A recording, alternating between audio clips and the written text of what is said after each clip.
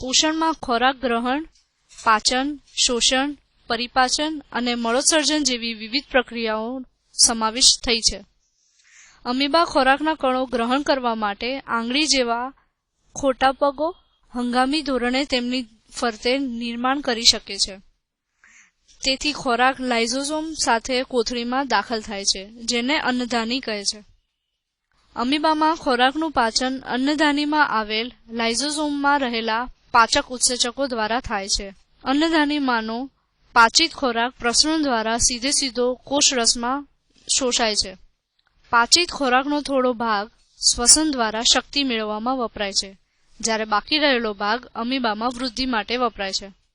અન્નધાનીમાં રહેલ અપાચિત ખોરાક શરીરમાંથી કોષ રસ સ્તર તૂટવાની ક્રિયા દ્વારા બહાર ફેંકાય છે.